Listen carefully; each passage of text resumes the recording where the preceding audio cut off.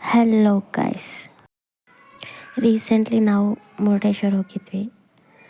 So ಅಲ್ಲಿದು experience ಹೇಗಿದೆ ಅಂತ ಒಂದು ಸಣ್ಣ ವೀಡಿಯೋದಲ್ಲಿ ನೋಡ್ಕೊಬರೋಣವಾ. ತುಂಬ ವರ್ಷಗಳಾದಮೇಲೆ ಅಲ್ಲಿಗೆ ವಿಸಿಟ್ ಕೊಟ್ಟಿದ್ದು ನಾವು. ಸೊ ಹೋದಾಗ ತುಂಬ ಒಳ್ಳೆ ಎಕ್ಸ್ಪೀರಿಯೆನ್ಸ್ ಆಯಿತು.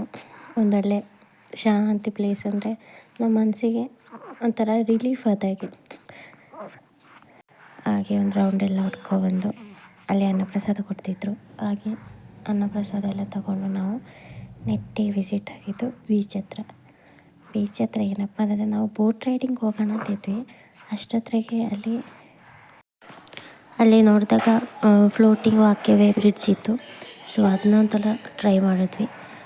ಅಂದರೆ ಮಕ್ಕಳನ್ನೆಲ್ಲ ಕರ್ಕೊಂಡು ಹೋಗುವಾಗ ತುಂಬ ಸೇಫ್ಟಿ ಬೇಕು, ನಮಗೂ ಧೈರ್ಯ ಇರಬೇಕು. ಸಖತ್ತಾಗಿ ಎಂಜಾಯ್ ಮಾಡಿದ್ವಿ. ಫಸ್ಟ್ ಟೈಮ್ ನಮಗೆ ಎಕ್ಸ್ಪೀರಿಯೆನ್ಸ್ ಇದು, ತುಂಬ ಚೆನ್ನಾಗಿತ್ತು. ಒಂದು ಸಲ ಎಲ್ಲರೂ ಮುರುಡೇಶ್ವರಿಗೆ ಹೋದಾಗ ಟ್ರೈ ಮಾಡಿ. ಬಟ್ ಮಕ್ಕಳನ್ನ ಕರ್ಕೊಂಡು ಹೋಗುವಾಗ ತುಂಬ ಸೇಫ್ಟಿಲಿ ಕರ್ಕೊಂಡೋಗಿ. ಆದಷ್ಟು ಇಬ್ಬರು ಕೈಯಲ್ಲಿ ಜೊತೇಲಿ ಹಿಡ್ಕೊಂಡು ಅವ್ರನ್ನ ಕರ್ಕೊಂಡೋದ್ರೆ ಸಾಕು. ಸೆಲ್ಫಿ ತಗೋಬೇಕಾದ್ರೆ ಧೈರ್ಯ ಇರಬೇಕು. ಯಾಕೆಂತಂದರೆ ಅಲೆಗಳೆಲ್ಲ ಇರುತ್ತಲ್ಲ, ಆಗ ಬರಬೇಕಾದ್ರೆ ನಾವು ಫುಲ್ ಅಪ್ ಆ್ಯಂಡ್ ಡೌನ್ ಆಗ್ತೀವಿ. ಸೊ ಮೊಬೈಲ್ಸ್, ನಿಮ್ಮ ಕ್ಯಾರಿ ಬ್ಯಾಗ್ಸ್ ಏನಾದರೂ ತಗೊಂಡಿದ್ರೆ ಅದೆಲ್ಲ ತುಂಬ ಸೇಫ್ಟಿಲಿ ನೋಡ್ಕೋಬೇಕು. ಓಕೆ, ಒಂಥರ ಎಂಜಾಯ್ ಮಾಡಿದ್ವಿ. ಆಫ್ಟರ್ ಲಾಂಗ್ ಟೈಮ್ ಡೆಲಿವರಿ ಆದಮೇಲೆ ನಾನು ಫಸ್ಟ್ ಟೈಮ್ ಹೊರಗೆ ಹೋಗಿದ್ದು. ಅದೊಂದು ಸಲ ಮನಸ್ಸಿಗೆ ರಿಲೀಫ್ ಕೊಟ್ಟಾಗಾಯಿತು. ಯಾಕೆಂದರೆ ನಾವು ಡೆಲಿವರಿ ಆದಮೇಲೆ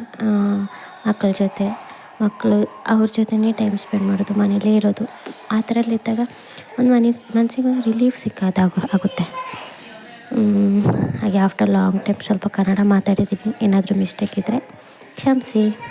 ಹಾಗೆ ಸ್ವಲ್ಪ ಫೋಟೋಸ್, ವೀಡಿಯೋಸ್ ಎಲ್ಲ ಮಾಡಿ ಸಖತ್ತಾಗಿ ಎಂಜಾಯ್ ಮಾಡಿ ಅಲ್ಲಿಂದ ನಾವು ನೆಟ್ಟಿಗೆ ಬಿಟ್ಟು ನಮ್ಮ ಮನೆಗೆ. ಸೊ ಇದೇ ಥರ ನನ್ನ ವೀಡಿಯೋಸ್ ನೋಡಿ ಲೈಕ್ ಮಾಡಿ, ಸಬ್ಸ್ಕ್ರೈಬ್ ಮಾಡಿ. Thank you.